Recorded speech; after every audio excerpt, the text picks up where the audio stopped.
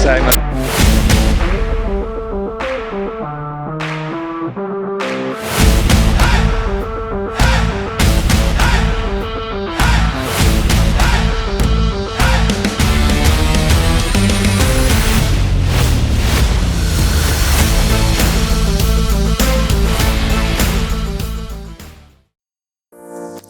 Hello everyone, and welcome to Seoul Rally Barbados 2020. And as you can see by those ominous grey clouds, it has been a wet and challenging one this year. There were downpours during the week leading up to the event, and with no sign of them relenting, it made for a tricky couple of days for our competitors. Fortunately though, by the time Car 1 reached the first stage, the rains had thankfully stopped. Nonetheless, these drivers would be faced with wet stages throughout their first day and potentially leading on to the second day as well.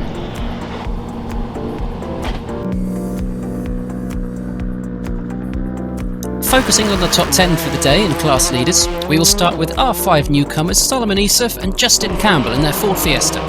Sol, as he is better known, managed to bag a top 10 despite losing significant time on Special Stage 1. He would make up for it though by going on to put in multiple top 10 times throughout the day.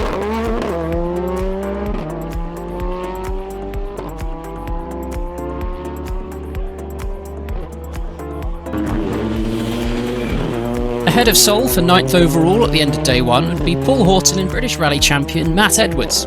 Despite meeting significant water on most of the morning stages, the pair would consistently set times to keep them within the top 10 overall and 7th in the R5 hunt. Here is what they had to say at the end of their day. It's been a great day. This morning the conditions were pretty tough, but you know what? We decided to go at it and give it a go. We were a bit tentative this morning in the first stage, and then we gradually got a bit of confidence in the car. Matt was pushing me a bit harder and saying, you know, the car will do it, just trust in it and we'll get through it. So a lot of building with confidence today, but very happy with the day. And to be, you know, hopefully in the top 10 is not bad considering time spent in the car and in these conditions. So we're really happy with that. Yeah.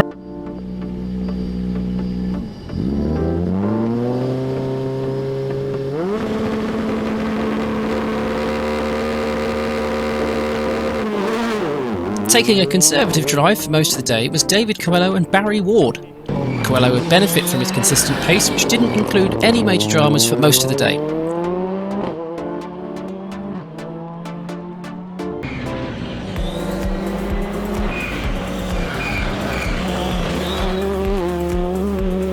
Though putting in top performances in class for most of the day, the pair of Roger Hill and Graham Gittins would only be able to put in a 7th overall finish on the day, following a significant slow time on Special Stage 4.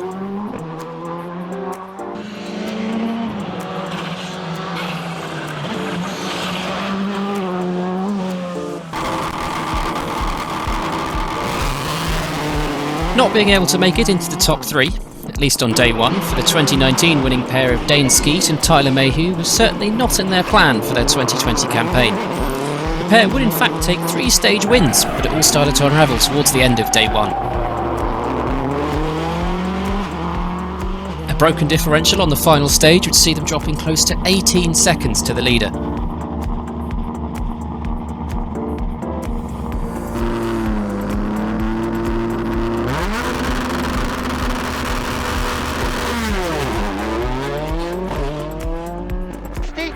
The most impressive drive for the day would go to the team of Andrew Malalou and Jeffrey Goddard, who would surprise rally fans and their fellow competitors alike. The team would put in the fastest time on the first stage, which would be a near 1 second faster than their closest overall competitor, and a near 5 seconds faster than their closest group rival in R5. Let's take a ride on board with the pair on Special Stage 1, the Halton to Drax Hall stage. Over crest, brake, into right 3, brake into right 3, left. Crest straight, 150 left 3, don't cut.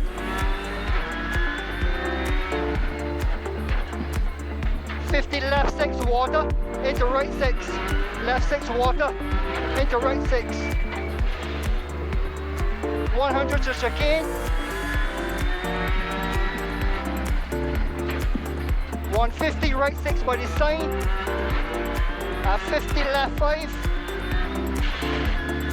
50 left 5, crest down into right 6 long narrows. Right 6 long down narrows. Immediately thereafter, on the treacherous dark cold Springvale stage, as to illustrate their initial stage was not a fluke, Andrew and Jeff would set a fastest time, which would be more than 4 seconds faster than the closest WRC team. They would end up the day 5th overall.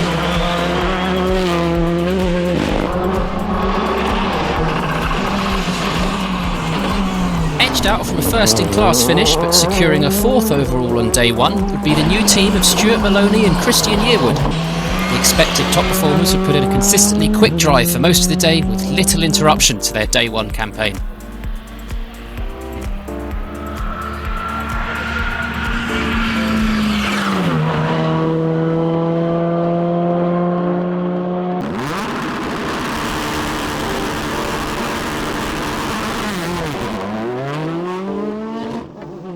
First in the R5 class and 3rd overall would be the experienced team of Ken Block and Alex Gelsomino. Despite all of the pre-event speculation, the pair would illustrate a world-class performance throughout the day as they got quicker stage by stage.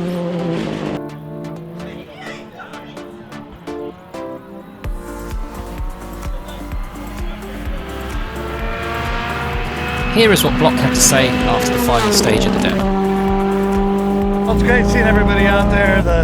The rally's been great. It's everything I was expecting and more. So great competition, great roads. It's been really fun. Been getting quicker and quicker with this Ford Fiesta because I didn't really get a proper test before this race. So today started off a little slow out of a gearbox issue, but got quicker and quicker. So it's been fun.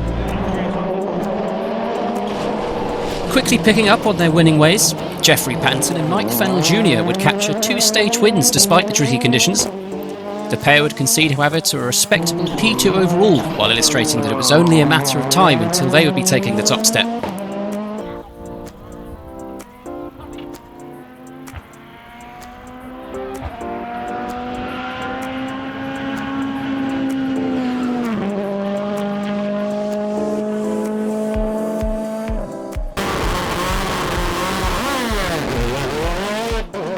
Redeeming themselves from their King of the Hill performance, Rob Swan and Darren Garrett would impress most throughout the day with their 3-stage wins. The Swan Garrett team would end day 1 first overall with a 3-second time buffer from their closest rival Jeffrey Panton.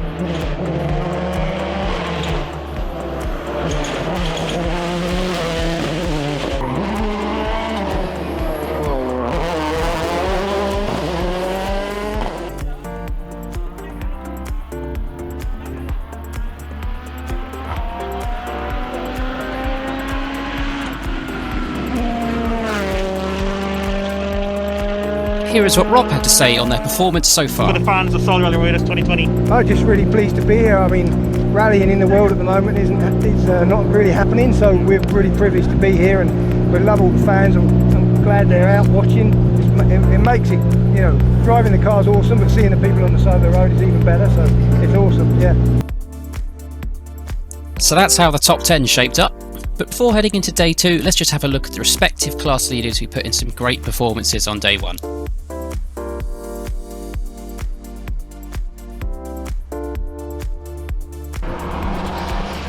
Next would be Chris Sermon and Zoe Boyston, who would be the sole representation for Group N in their Subaru Impreza with a 23rd overall performance.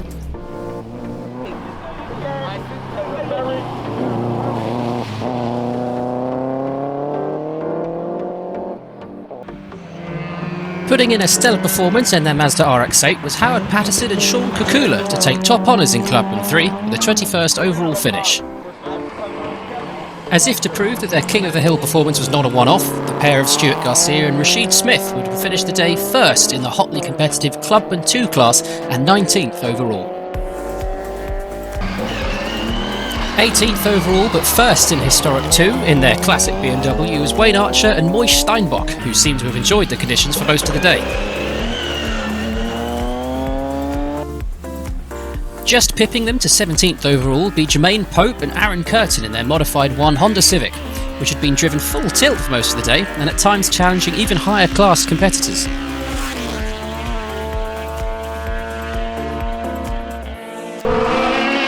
Usual front-runners Jamal Brathwaite and Darrow Hoyt in their modified 2 Honda Civic would make it up to 15th overall for their day 1 performance, after seemingly going through some active weight reduction earlier in the day.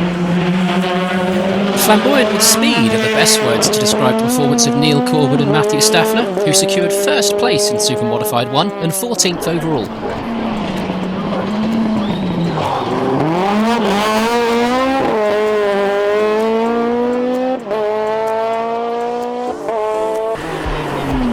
Coming in first in the appropriately named Group M3 will be the pair of David St Hill and Ian Grimes with a 13th overall performance.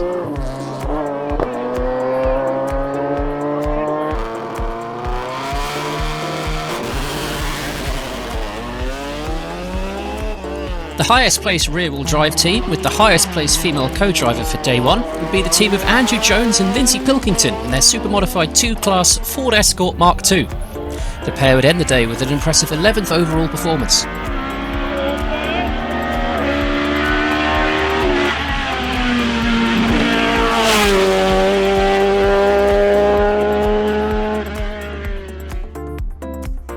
The start of day 2 would see competitors taking an unusual venture to the north of the island for 3 different special stages which would constitute towards stages 10 through 19.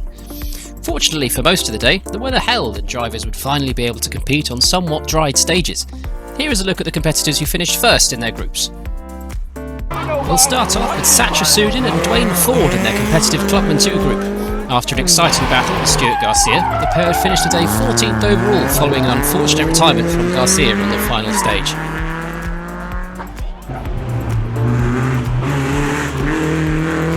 Next up, Chris Sermon and Zoe Boyston, who had finished first in Group N with a respectable 19th overall.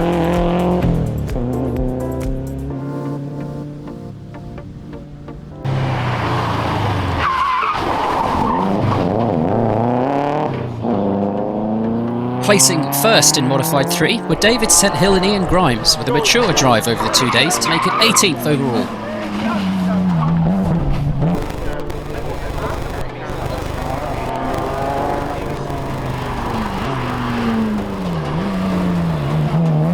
'15th overall and first in Clubman 3, driving a car that we might see competing on Barbadian shores more often, is Howard Patterson and Sean Kukula.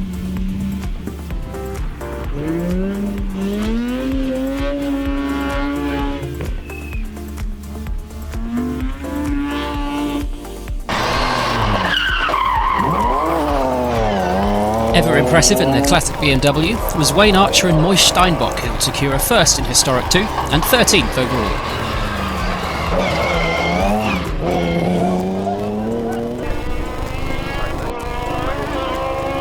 Coming from nearly not being able to compete to taking a 12th overall in Seoul Rally Barbados is certainly going to be one of the top achievements for Jamal Brathwaite and Dario Hoyt. They can also add a modified 2 overall class win to their accomplishments.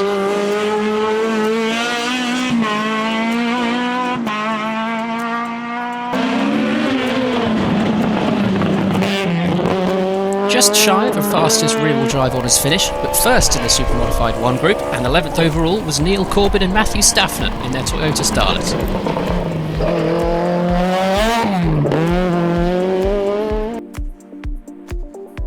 So there were your class winners for day 2. Now here is a look at our top overall finishers of Seoul Rally Barbados 2020. Taking the well-deserved fastest rear-wheel drive performance, first overall in Super Modified 2 and highest placed female co-driver would be the team of Andrew Jones and Lindsay Pilkington. The pair seemed to not miss a beat throughout the entire rally with no major incidents to report.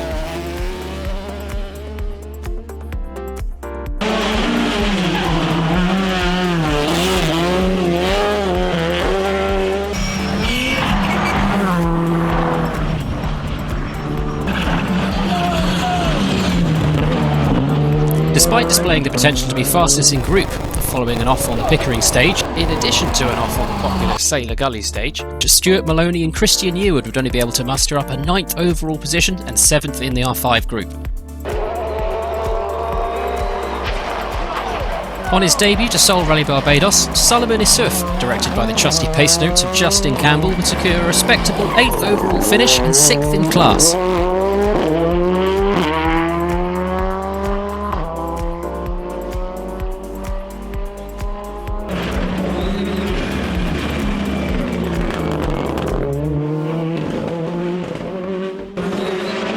In just their 4th outing in the newly acquired Ford Fiesta R5, Paul Horton and Matt Edwards would finish 5th in the R5 class and 7th overall.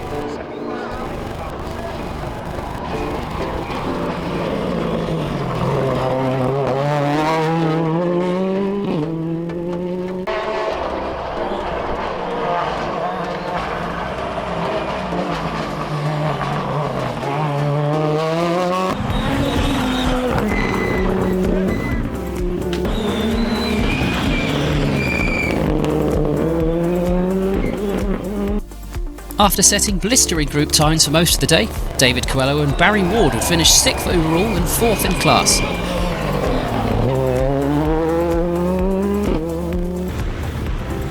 Though the favourites to be the fastest of the R5 competitors, securing a 3rd in class and a top 5 overall finish would be the best result for Roger Hill and Graham Giddens.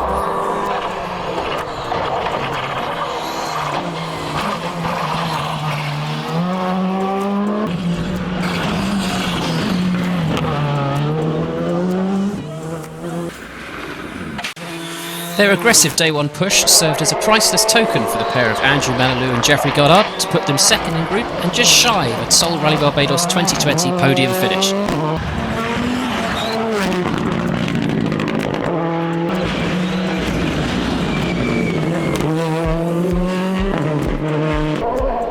Despite building up a good rhythm over the 2 days, a mechanical failure would seal the fate of Jeffrey Panton and Mike Fennell Jr. The champ would lose significant time on the final stages while reportedly driving in 2-wheel drive. At the end, the pair would only be able to muster up a 3rd overall time and 2nd in the WRC class.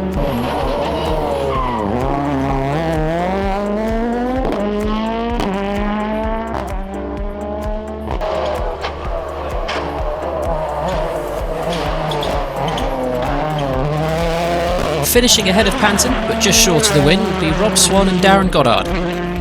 Their 2020 Rally Barbados campaign would be flawed by a number of incidents, including this slides off on the affectionately known Sailor Gully stage.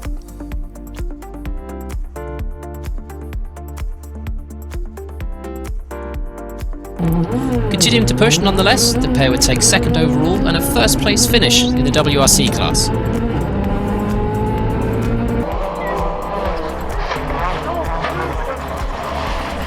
And finally, despite all of the keyboard pundits and sideline experts, Ken Block and Alex Gelsomino would put on a mature drive with multiple stage wins, including the final stage to see a debut 2020 Sol Rally Barbados win.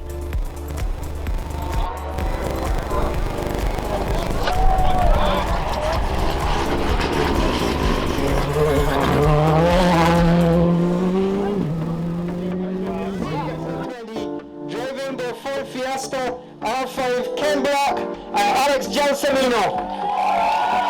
Out of the 38 competitors that entered, there were only 21 overall finishers for what would be one of the most action-packed and challenging Sol Rally Barbados has ever experienced. This will certainly be one for the books and does indeed bode well for the future of this event. We would like to take this time to thank all of our sponsors and team members for who this production would simply not be possible.